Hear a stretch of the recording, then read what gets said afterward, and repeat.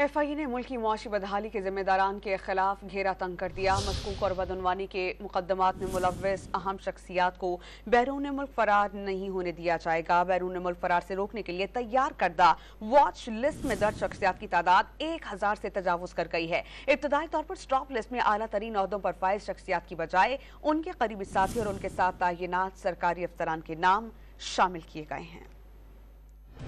بدعنوانی اور ملکی معاشی بحران کے ذمہ دار اہم شخصیات کو بیرون ملک فرار ہونے سے روکنے کے لیے FIA کی فہرست میں مسلسل اضافہ۔ اس وقت واچ لسٹ میں درج ناموں کی تعداد 1000 سے تجاوز کر گئی۔ ابتدائی طور پر سٹاپ لسٹ میں اعلیٰ ترین عہدوں پر فائز شخصیات کے بجائے ان کے قریبی ساتھیوں اور ساتھ تعینات سرکاری افسران کے نام شامل کیے گئے ہیں۔ ذرائع نے انکشاف کیا کہ FIA امیگریشن کی سٹاپ لسٹ میں سابق وزیر خارجہ بلاول بھٹو اور سابق وزیر اعلیٰ سندھ مراد علی شاہ کے بعض قریبی ساتھیوں اور افسران کے نام شامل ہیں۔ حال ہی میں بیرون ملک جانے والے سندھ کے 3 اہم وزراء کے نام سٹاپ لسٹ میں شامل نہیں تھے۔ پاکستان پیپلز پارٹی کے سیکرٹری اطلاعات فیصل کریم کنڈی نے بتایا کہ پیپلز پارٹی نے پہلے بھی یہ حالات گزارے ہیں۔ PP میں اگر کوئی غلط ہے تو احتساب کے لیے تیار ہے۔ کہا کہ ماضی میں نیب کو استعمال کر کے پیپلز پارٹی توڑنے کی کوشش کی گئی۔ میں کہتا ہوں کہ اگر میری پارٹی میں اگر میں غلط ہوں یا کوئی بھی غلط ہے، بالکل ہم تیار ہیں